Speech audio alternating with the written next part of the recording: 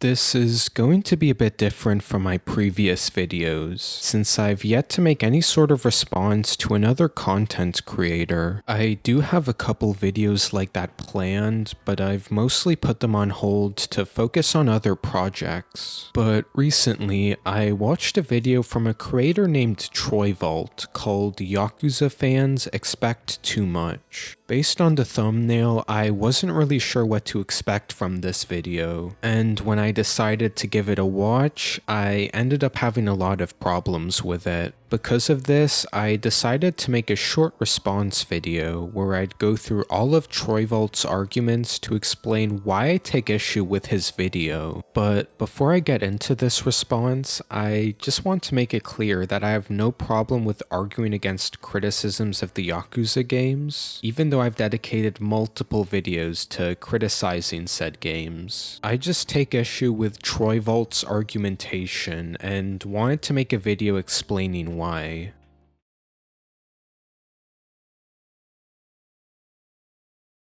I want to start this video by saying that none of the Yakuza games are flat out perfect. Zero has not the best skill tree and some weird story moments. Like a Dragon's JRPG gameplay is rudimentary compared to its contemporaries, Infinite Wealth is often considered an upgrade in gameplay and a downgrade in story compared to 7, and I'd mostly agree. The point is, every single one of these games, even the most often considered S-tier entries, have flaws. Not sure why you put Yakuza 6 on screen when referring to S-tier entries, but so far I don't really have any issues with this video. I agree that all the Yakuza games have flaws, even the ones that are usually considered the best. I also agree with most of the criticisms TroyVault makes. I don't remember Zero's upgrade system well enough to comment on it, but I do remember the story having its issues. I also agree with 7's turn-based combat being a bit basic, and Infinite Wealth having a worse story than 7. It seems like we'll disagree on how much worse the story of Infinite Wealth is, but more on that later. On the other side of the coin, I'm of the semi-popular opinion that the least fun Yakuza game in the mainline series is still an 8. Can't really argue against this since TroyVault says it's just their opinion, but this is another point that I'll be coming back to in a bit. And despite the development team's reputation for reusing assets between releases, each game has something totally unique about it, meaning you're really missing out if you skip any of them. I can agree with that. Despite how often RGG reuses assets, there's still plenty of unique aspects to be found in every entry. Even if there's some games I dislike, such as Yakuza 6, there are aspects that make it unique compared to the other games. Whether these aspects are good or not is a different thing, but I'm fine with admitting that they're unique. Really, each and every game in the series is above a certain level of quality in my eyes, which begs the question. Why do Yakuza fans love to shit on like every game in the series? Now, obviously, if you know anything about the online Yakuza community, you know about half of the discourse consists of shit posting, and I wouldn't have it any other way. Because of this, you might be thinking, oh, people just joke about the games being bad. But that's not always true. There's genuinely a pretty decent size section of the community that just seems to hate most of the games. Not sure why TroyVault chose this screenshot as an example of people hating most of the games. The only game it seems to be criticizing is Infinite Wealth, and after reading this comment, they don't even seem that negative about it. They even point out positive aspects such as the gameplay, sub-stories, or the visuals, even if they come to the conclusion that the game is a disappointment. This is a pretty weak example of someone hating on Infinite Wealth, let alone hating most of the Yakuza games. I mean, just look at what some of these games have been reduced to over the years. Yakuza 3 is Blockuza, Yakuza 4's story is trash, Yakuza 6 and Gaiden are too short, Yakuza 5 is too long and winded. Okay, that one's true. These mostly seem like fair criticisms to me. Yakuza 3's blocking is a pretty valid issue to have with that game, and 4's story, despite having its moments, has a lot of weak writing. The only points I take issue with were the length of 6 and Gaiden. 6 may not have that much side content, but the story isn't that much shorter than the other games. And when it comes to Gaiden, I'd say it's more of an issue with how the game is paced, rather than it being too short. short. It spends a bit too much time on filler that doesn't add much to the story, and a couple of plot points needed more time to be fleshed out. But when it comes to the other games that were mentioned, they seem like pretty valid complaints to me, even if I wouldn't use those criticisms to call any of the games bad. But I feel like any true fan of this series can appreciate aspects of all the Yakuza games. This is the first point that I really take issue with. You're now saying that people aren't true Yakuza fans if they don't appreciate every game? I agree that each entry has some redeeming aspects, and if someone argued otherwise, then I would probably disagree. But this criteria for determining whether someone is a true fan or not is really gatekeepy. It also comes across as a bit passive-aggressive, since you repeatedly say that this is all your opinion, yet you have no problem with calling people fake fans if they don't appreciate every single entry. One thing I keep hearing that's crazy to me is that Infinite Wealth is bad for no other reason than the game making you play Dondoko Island for 20 minutes and that the ending's bad.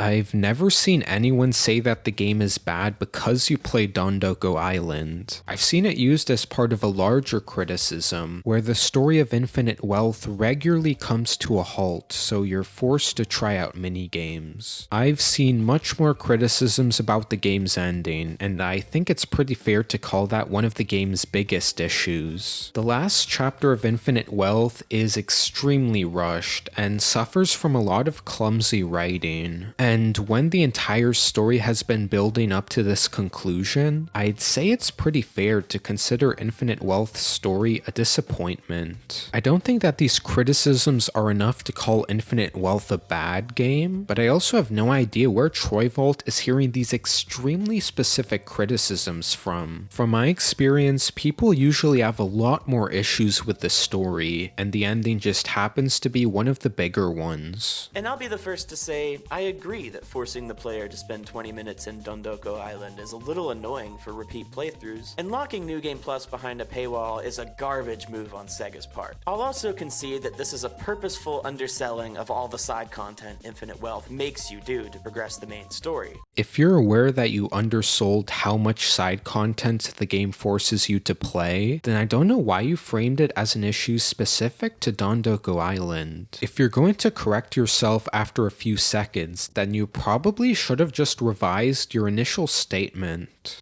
But acting like a game as incredibly large and full of good content as Infinite Wealth is flat out bad, or an overall disappointment, because of little nitpicks like this is just silly to me. The issues you mentioned about the pacing and ending are not nitpicks. Pacing is extremely important when it comes to any piece of media, and the ending of Infinite Wealth is literally what the entire story was building up to. I agree that the game isn't bad just because of these issues, but to reduce them to nitpicks is really disingenuous. Infinite Wealth is one of the most dense games I've ever played, and damn near all of it is quality. You could probably make that argument if you were just focusing on the gameplay, but the quality of writing is pretty low. I've even seen some people complain about Kiryu's bucket list and lifelink stuff, which is just so wild to me. People have been basically begging RGG for years for them to acknowledge Kiryu's past and some of the characters that got swept under the rug in a new game, and though it's not perfect, when they actually did, people still found a way to complain about it. This is a pretty big false equivalency. Just because people wanted Kiryu's past to be addressed doesn't mean that they'll be satisfied with the bucket list. There's still the possibility that it could be handled poorly, or that the developers would misunderstand exactly what the players wanted. I feel like there's a bit more nuance when it comes to arguments against the bucket list, but TroyVault doesn't address any of it, instead choosing to frame its critics as unreasonable. Sometimes it really does feel like it's impossible for RGG to appease these kinds of fans' expectations. I'm not saying it couldn't have been better, but I think the point still stands. You haven't done anything to prove that this group of fans is being unreasonable. You just say that they are and expect all your viewers to go along with it. You even acknowledge that the bucket list isn't perfect, yet it's only a problem when other people criticize it. I wish that TroyVault would elaborate on which criticisms are valid and which aren't, because otherwise I have no idea why he considers these people unreasonable. When it comes to story, it's all subjective. But I do think it's funny how some people harp on and on about games like Yakuza 4 and Infinite Wealth having terrible stories. And these are the same people who will turn around and tell you that Yakuza 0 is absolutely flawless, despite it having story flaws of its own. While it is hyperbolic to call the story of Yakuza 0 flawless, it's also pretty hyperbolic to say that it's on par with Yakuza 4 or Infinite Wealth. There is plenty to criticize about Yakuza 0, but it doesn't collapse under critical analysis like 4 or Infinite Wealth do. It's far less reliant on contrivance or dumb plot twists. It also does a very good job at developing its main antagonists, while 4 and Infinite Wealth have some of the most underdeveloped villains in the series. And these are the same people who will turn around and tell you that Yakuza 0 is absolutely flawless, despite it having story flaws of its own, specifically with barely mentioning characters like Yumi and Kazuma. This is yet another false equivalency. When people call Yakuza 4 or Infinite Wealth badly written, they talk about things like pacing issues, weak character writing, or dumb plot twists. While you could argue that this aspect of Yakuza 0 shows some amount of missed potential, it is not remotely on par with the writing problems from the other games. If you're going to argue that the story in 0 is on the same level as 4 or Infinite Wealth, then you'll need to provide much stronger arguments than this.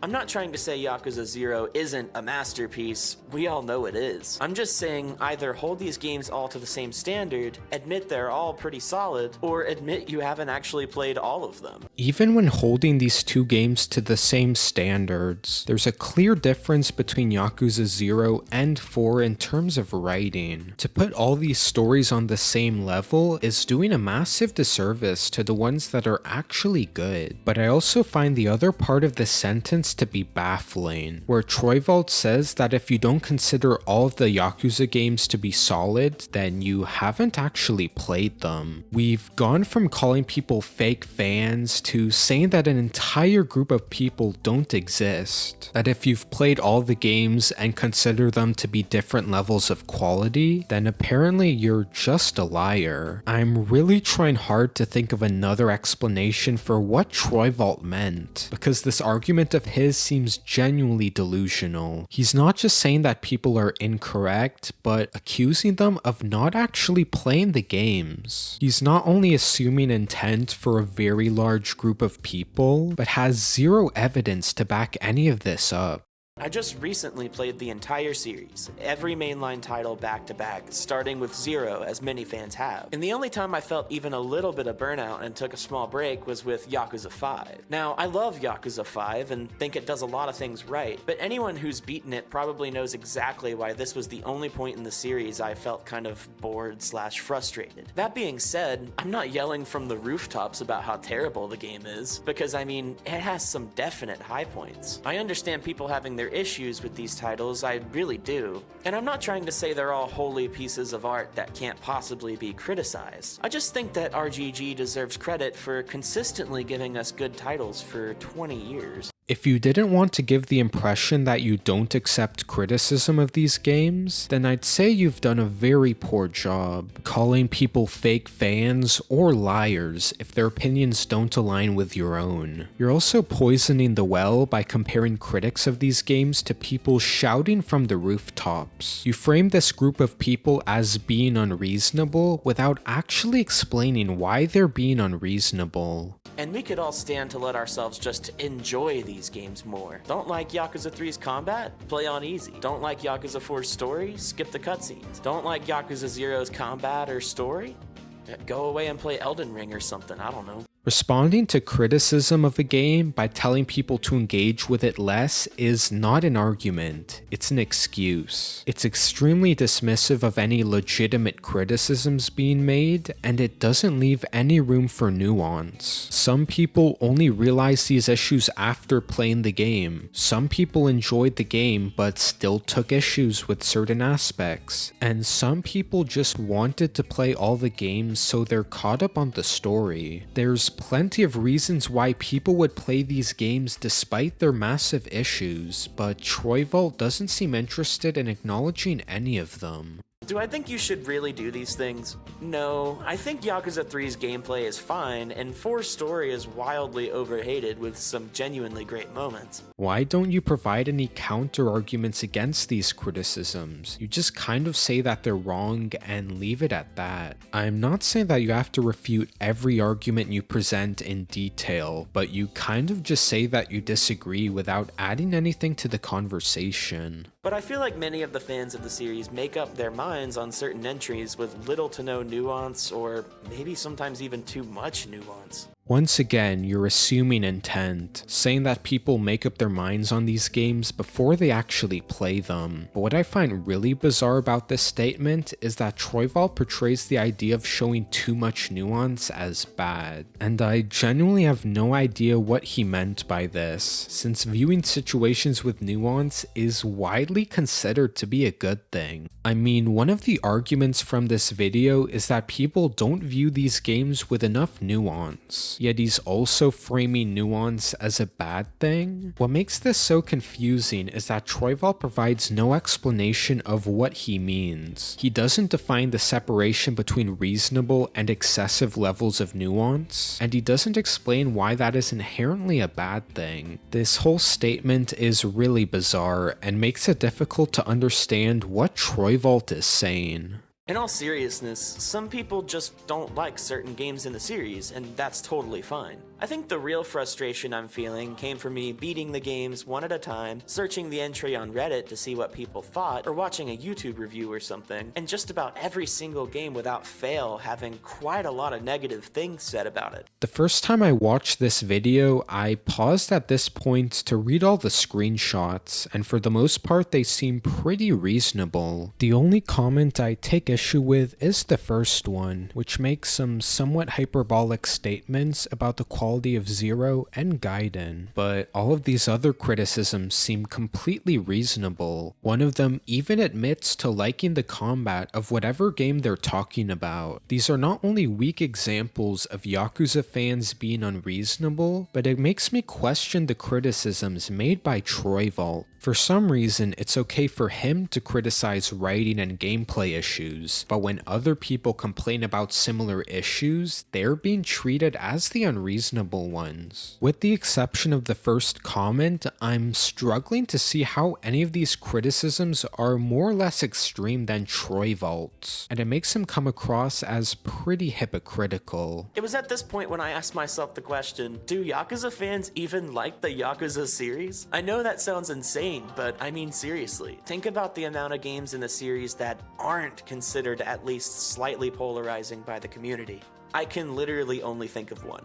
Once again, you've chosen some very poor examples for the argument you're trying to make. Each of these comments are only focused on one or two games, meaning that they don't represent their opinions on the entire series. But there's also a big difference between people having different opinions on which games are good, and people disliking a majority of the series. The fact that all of these games received some backlash does nothing to prove that any of these people hate the Yakuza series. It would be one thing if the Yakuza series was like the Sonic series or something, which is remembered for having large stretches of time consisting of mediocre releases. But it's really not. Every single game in the series has reviewed fairly well since its inception, and for the most part, the fans of these games seem to genuinely be obsessed with the series. I don't know why you think Metacritic scores benefit your position. All this does is prove that one series gets better ratings than the others, which doesn't actually prove anything about their quality. I guess I'm just curious where the strong negative opinions about literally most of the games in the series comes from. Now, we should all be able to criticize something we like, and no game is completely perfect. But why are we nitpicking every Yakuza game so hard when they all fall victim to the same tropes? Once again, TroyVault is being really disingenuous here, reducing plenty of legitimate criticisms of the game to nitpicks. This also also makes him seem hypocritical, since he made multiple criticisms towards the Yakuza games in this video. It would be one thing if TroyVault was only talking about people who actually call these games bad because of minor issues, but based on his examples, he just seems to be opposed to any criticism that isn't his own. That might not have been the intention of TroyVault, but that's definitely how he comes across in this video. An example of this is how everyone talks about the rubber bullets in 4. And yeah, while it's kinda stupid, I want you to remember that the whole series is kinda stupid. It's one of the things that makes it great. Since when do we care about realism or stupid plot retcons in our goofy shirtless man karaoke simulator game? I don't know why so many Yakuza fans think this is a convincing argument when it's honestly one of the worst. I'm very much aware that these games have a lot of silly moments, but that doesn't mean that they can't be taken seriously to some extent, especially when there's a clear distinction between comedy and seriousness. Even if there's occasional goofy moments in the main story, the writers clearly want you to take it seriously. And if we were to be consistent with this logic, then you also shouldn't be able to praise the moments of good writing. If these really are just dumb games that shouldn't be taken seriously, then we should be applying that standard to the entire story rather than just its problems. I know by saying that joke it seems like I'm downplaying the genuinely fantastic stories that most of these games have, but the balance of Japanese action, B-movie camp, and legitimately wholesome or crushing moments is one of the things that makes this such a great series. But these writing issues don't just exist in isolation, as they can have a negative effect when it comes to the characters, especially when they undermine an emotional moment or contradict how a certain character should act. This section reminds me of that video Patrick Willems did on The Last Jedi, where he went on and on about how great that movie is, but when he addresses criticism about the movie's internal logic, he responds by saying that, "This is a film about space wizards intended for children." I consider this form of argumentation pretty hypocritical, since you have no problem with praising aspects of the story, but when you start talking about issues with the story, you say that the series has always been stupid and that you're taking it too seriously. I also find it ironic that TroyVault was criticizing people for showing double standards, but when it comes to evaluating the individual stories of these games, that's literally what he's doing. And it's something that every single game in the mainline series has, by the way. Even the PS2 titles. I agree that Yakuza 2 has plenty of absurd plot twists, but I struggle to think of many moments like that in Yakuza 1. With the exception of the Yumi reveal, it's a pretty straightforward story compared to the other games. Taking the plots in these games too seriously is, in my opinion, detrimental to your enjoyment of them. I find this reasoning very frustrating, since it promotes the idea that people should think less critically about the Yakuza games. I thought you wanted people to view these games with more nuance, but now you're telling them to turn their brains off. Yes, the plots can get quite serious, but what's most important to me in the series is its blend of heart, action, and comedy. But the Yakuza games can still maintain this tonal balance without relying on awful writing. Games such as Yakuza 0, Judgment, and Lost Judgment being great examples of this. I don't know why you're treating bad writing as a necessary part of these games, especially when we have examples to prove otherwise. And if you haven't played all of them, or are avoiding certain titles because you heard they're bad from some guy on Reddit, I urge you to reconsider. I hate when I read about people skipping titles in the series because they heard 3 had bad combat, or they're used to the Dragon Engine after Kiwami 2. Just give it a shot. And remember at the end of the day that every mainline Yakuza game is peak. While that last part was probably TroyVault exaggerating on purpose, this closing statement does seem consistent with the idea that all the Yakuza games are more or less consistent. And once again, TroyVault hasn't done nearly enough legwork to actually prove this, yet he still expects you to take his word for it. But Anyways, that's all I have to say about TroyVault's video, as the remaining section of the video is just him thanking people for watching it. If you couldn't tell already, I think this video is really bad. Despite being only 7 minutes long, it manages to be so dense with terrible arguments. It's so bad that I chose to put a couple of my other projects on hold, since I just really want to talk about all the problems with this video. This format is a bit new to me since I haven't done any response videos before, but I do hope that you got some enjoyment out of it. If you think that there was anything I missed or got wrong with TroyVault's video, then let me know. I'm also planning on doing more response videos like this in the future, so I would also appreciate any feedback when it comes to how I structured this video. But anyways, that's about it. Thanks for watching.